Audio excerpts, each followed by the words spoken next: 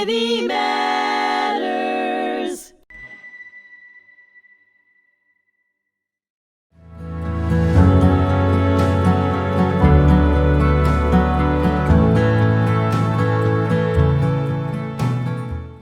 Welcome to Habits of a Whole Heart on HMTV. My name is Arnie Herz, and I am your host. And I'm very happy to have with me a very old friend, an actual teacher, and he's only 26 years old, Rabbi Levi Paltiel. I have known Levi since he was a little kid. I've been going to the Chabad of Port Washington. He's the rabbi's son. Now he's a rabbi in his own right and quite an illustrious scholar. And I'm really thrilled to have you here. I mean, not only have we become real friends, but we've studied together, we've learned together, and I'm really struck by your incredible depth of wisdom at such a young age. And so thank you for joining me today on this podcast. Wow, thank you. The honor is mine, and I'm excited for this conversation. And so, we've had, for our listeners, there's very few people on this planet that I've had more conversation with than Levi Paltiel.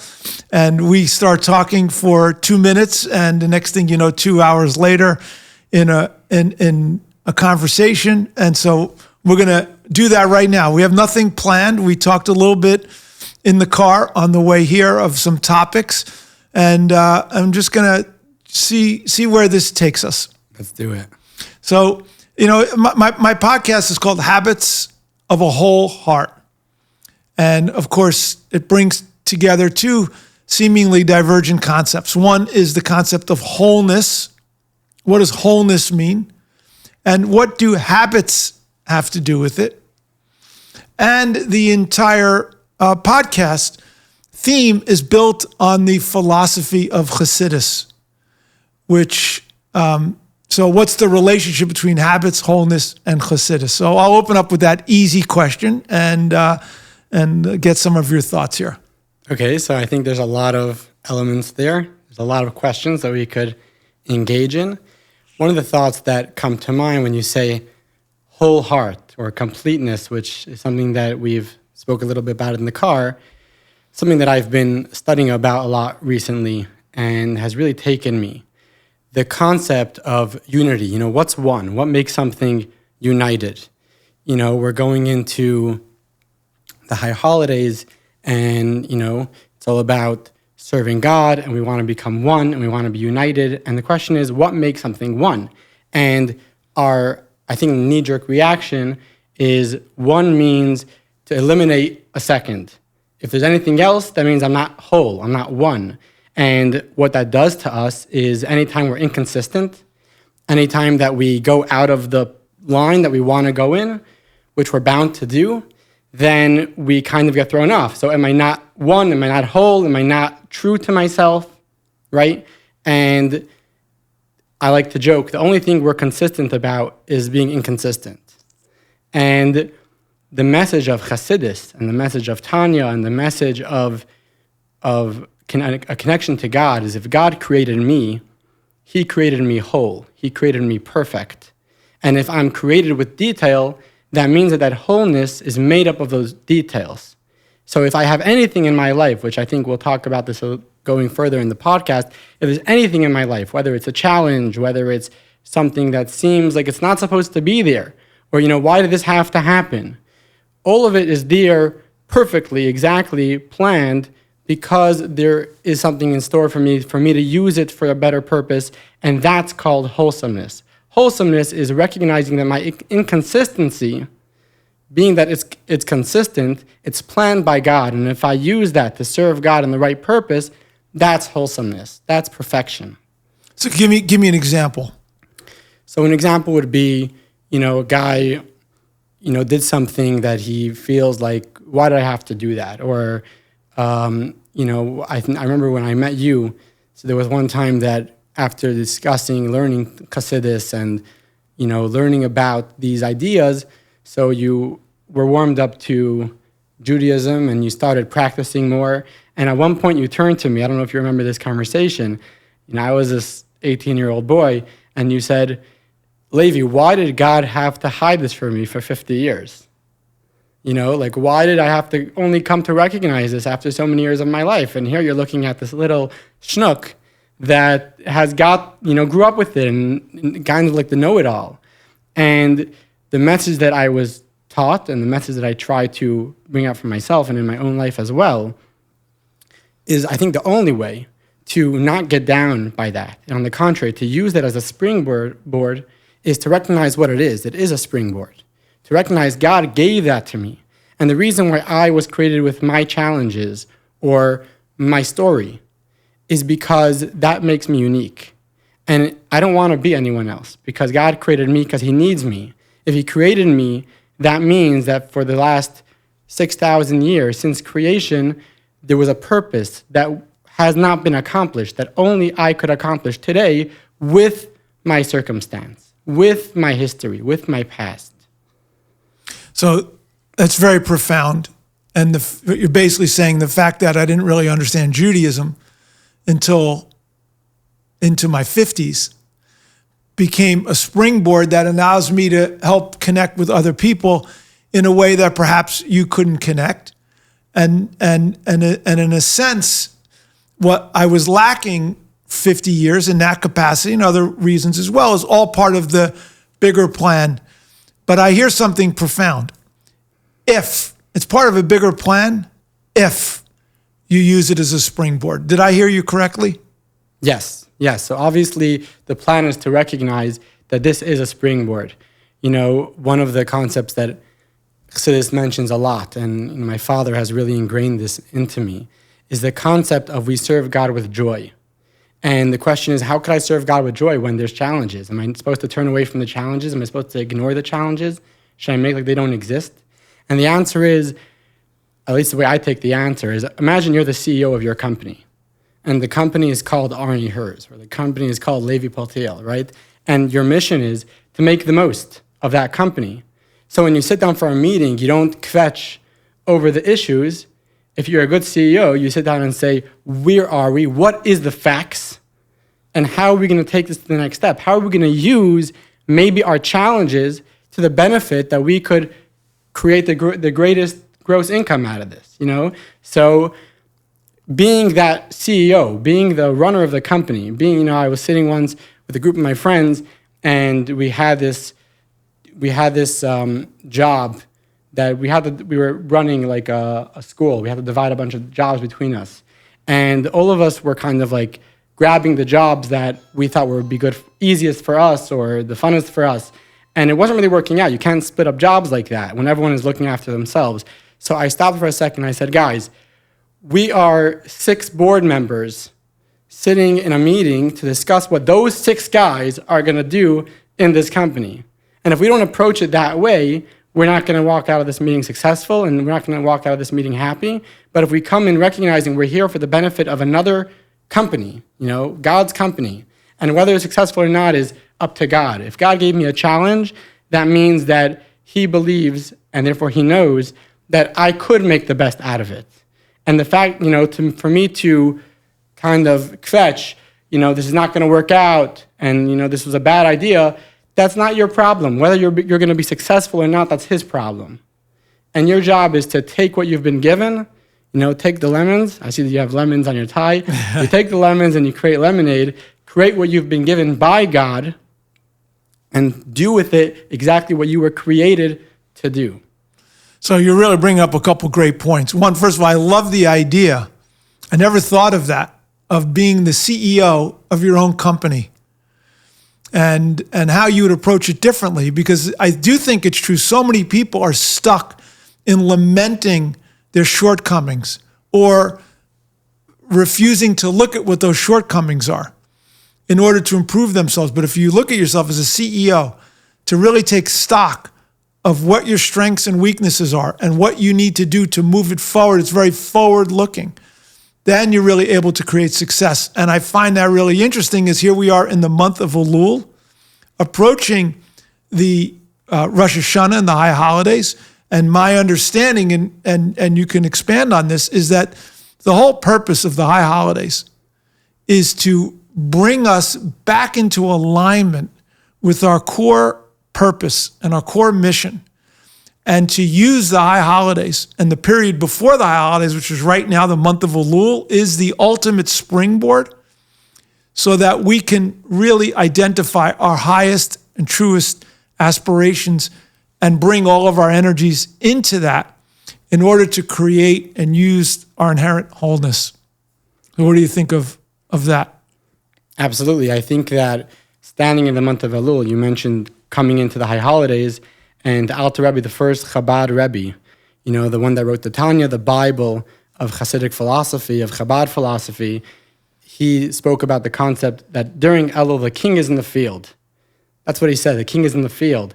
And to me, the message of the king being in the field is, as we come to the high holidays, it's a time to recognize that God is interested not only in the byproduct of what I do, but he's actually interested in my life. He's interested in how I get it done.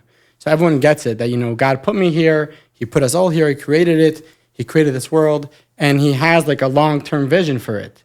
But the king is in the field means that the king is not just sitting in the palace waiting for the flower to come from the field. He's going into the field and he's interested how the farmers go about their day. He's interested in their life. He has a personal interest in what they're doing, and recognizing that, a whole year we're very self-centered and we're focused on ourselves and we think about ourselves, which are all good things. But coming and pausing and recognizing what's the reason for that all. Why am I doing that? There's a God, there's a mission, there's a purpose. He has a personal interest in my life, the field that I've been given, whether it's an easy field or a hard field. And, it could be it was a harder season this year or an easier season this year.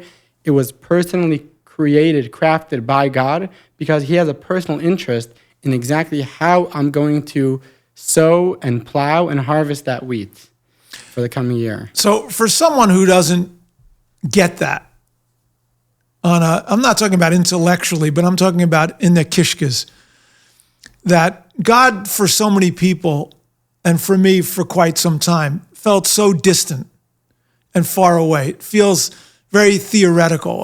Does God really care about me? I mean, how is that possible? And what's the consequences of really internalizing that truth or not internalizing that truth? Like, how does that impact one's life? Or put another way, why is this so important? And how can an average person grasp it? Okay, that's a great question. And I think there's a lot of avenues we could go down with that. One thing that comes to mind is, the concept of the light bulb that turns to the other light bulb and says, do you believe in electricity? And the other light bulb says, well, yeah, there's electricity. How are we here? And the other, the original light bulb says, well, I don't believe in electricity because I've never seen it. And it seems to be like it's not necessarily in existence. And if it would show itself to me, then I would start believing in it. And to recognize that the light bulb is electricity.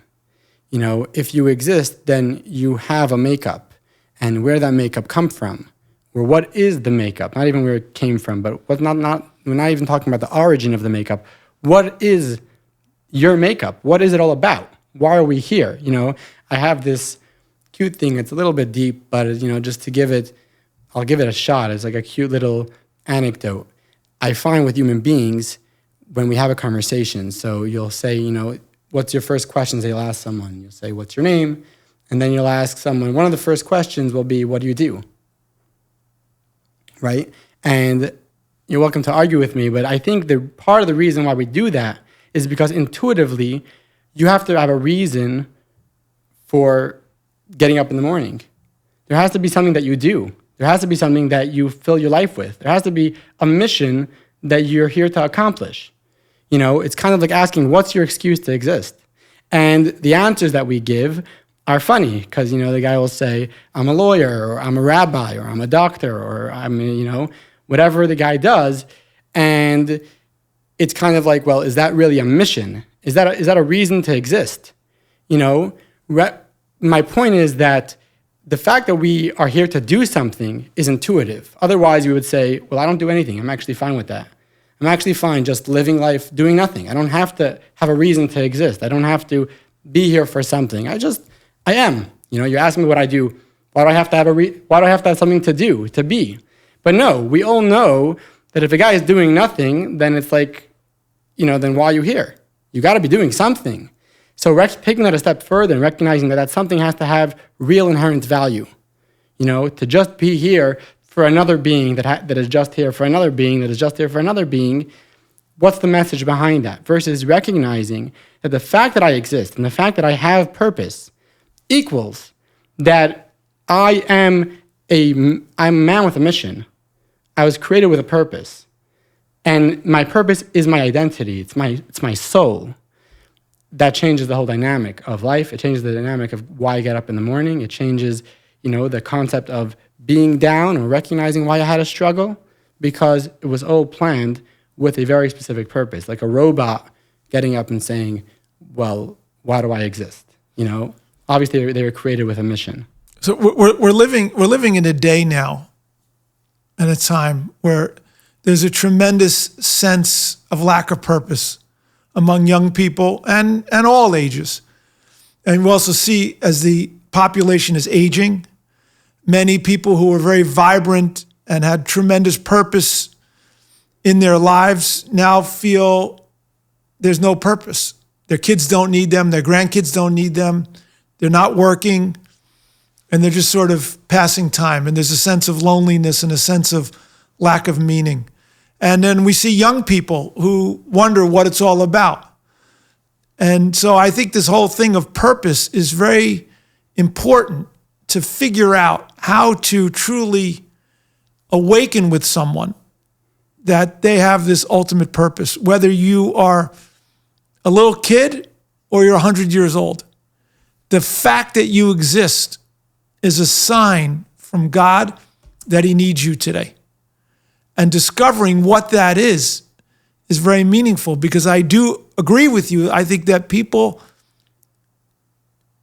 know life will be much more enhanced when you understand that I'm here for a reason, and that reason is critically important. It's critically important. Only you can do that. You might say, well, someone else can do that. But there's something only you can do to fulfill that purpose and to really awaken. And one thing, and I'm curious to get your thought, is that one thing that I've experienced in Judaism is that a lot of these concepts do not make rational sense. It doesn't make sense. And so we live life where, for most of us, you weren't raised this way, but for most of us, our God is our mind. Does this make sense? Does this not make sense? If it makes sense, then we believe in it. If it doesn't make sense, we don't believe in it. And then if something could prove to us that it makes sense, like science or something, we'll adopt that belief system. And that what has helped me is that I've been willing to step outside of my belief system and say, this seems so silly, but I'm going to do it, and I'm going to see its impact. And then by doing that, whether it was keeping Shabbat for the first time, was putting on tefillin, studying Torah, giving tzedakah, I then do that for 30 days, and then I look at whether there's been an impact in my life. And almost always, my mental framing expands significantly. And I'm able to see a wisdom and a truth that I didn't know existed and didn't know was possible. So anyway, there's some thoughts for your... So there's a great story about that. Rabbi Yosef Yitzchak Schneerson, the previous Chabad Rebbe, so he was being held in prison, communist prison, because he was spreading Judaism, and they were harassing him and about God and about his activities, and he was a very strong man, and he didn't give in. There's incredible stories with him in the prison. And one particular story is someone turned to him, a Jewish guy, but an atheist and a communist, and said, I'm willing to be convinced. If you could convince me right here, right now, that there is a God, I'll turn over to your side. And the Rabbi said, sure, I could convince you. I could, give you theoretical or intellectual arguments that will prove to you that there's a God. But I first need you to act Jewish for a period of time. And the Rebbe told him, the Rebbe said, if you have someone that studies the stars, studies the galaxies, studies astrology, And there's another person that doesn't believe in the whole thing. They don't believe in astrology. I never saw it. I never was there. So there's no such thing as outer space and stars and what have you. And this person is going to go ahead and explain to them and prove to them that there are so many things in this world that actually happen because of outer space and because of the galaxies, etc. But before they do that, they'll say, listen, before I'm going to explain to you something which is so out of your world, I need you to take a telescope and look out there.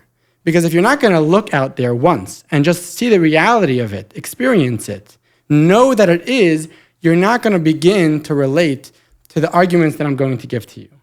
And the previous Rebbe was saying, connecting to a mission, connecting to divine, connecting to a purpose, living with this inner joy is something that's so counterintuitive to so many that have been living with selfishness and living with a sense of neediness for their entire life, that if they're not going to be able to pause and do something that's not selfish, do something that's for God, put on tefillin for a month, or light Shabbos candles for a month, or just say a prayer.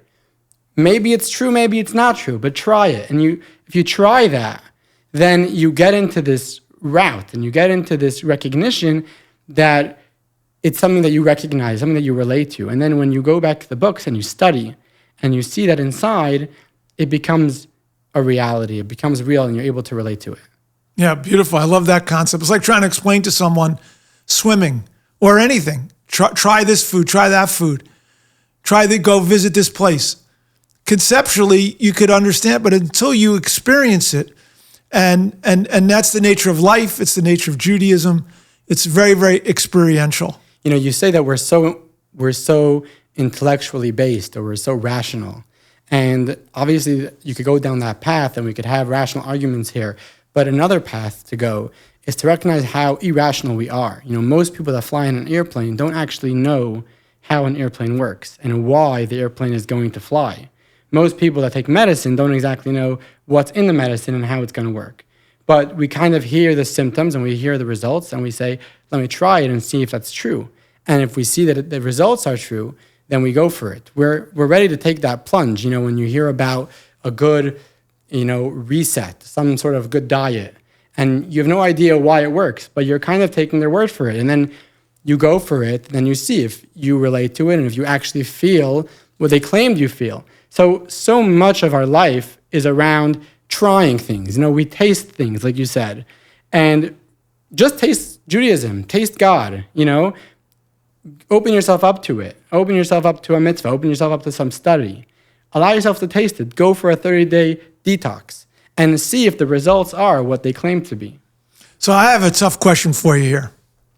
As we talked about, 50 years before I really understood what Judaism was, and I pursued Eastern philosophy, lived in India, and studied yoga and meditation, and so on and so forth. Because when I was raised, the brand of Judaism that I tasted did not taste very good. It wasn't meaningful. It wasn't connecting. It felt very formulaic. Hebrew school was extraordinarily boring and off-putting. And I saw Judaism as very limiting and constraining. It was not fun. It was not fulfilling. It was not freeing. And so what do you say to people who have had a very negative experience of Judaism or any religion, right? This podcast is for everyone. Other religions have very, very similar experiences where people are turned away. So in 30 seconds, what do you say? And this is going to bring us to the close of episode number 1. And I think that we'll start episode 2 with the richness and the seriousness of this very critical question, again, as we move into the high holidays, of what should the mindset be for people who have previously didn't have a very positive experience of their Judaism? That's a big question. Okay, so I'm going to give it 2 parts, but I'll keep them both short. Number 1 is, if you were an avid believer in Apple, and you were telling me about these Apple AirPod Pros that are just incredible, and I went ahead and I bought a pair, And I came back to you and I said, they're just not what you say they are.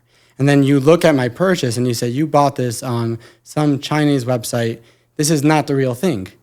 So it's very nice that it says Apple AirPod Pros, but as an Apple AirPod Pro, advocate, you got to get the real thing. And the Apple AirPods that you don't like, I also don't like. So about that, the Judaism that you didn't enjoy, I also don't enjoy. And I don't think anyone enjoys it.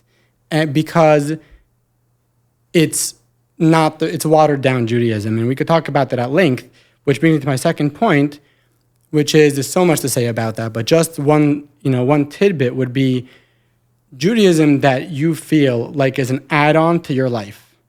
That's not Judaism. Because what Judaism is, it's something that's within.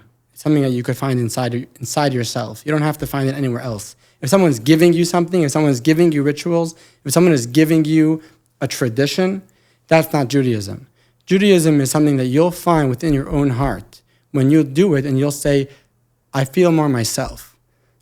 People said about the Lubavitcher Rebbe that he was a great leader because when they walked into his office, unlike other leaders where they walked out saying, wow, that's a great person, they walked out saying, wow, I'm a great person. And that's what Judaism is about. Judaism is not about connecting you to God, full stop. Judaism is about connecting you to yourself. And if you walk away saying God is great, that's not Judaism. If you walk away saying God is great, but more importantly, I'm great. God is indispensable, but I'm indispensable. That recognition, that's what Judaism is about. That's a beautiful, beautiful message. And I'm going to close the first episode here with Rabbi Levi Paltiel. Thank you so much for sharing your wisdom. And I feel like we're just getting warmed up. I'm looking forward to episode number 2. So please stay tuned for the next episode. My name is Arnie Herz. And thank you once again for tuning in to Habits of a Whole Heart on HMTV and as part of the whole series called Humanity Matters. Thank you very much, and we'll see you soon.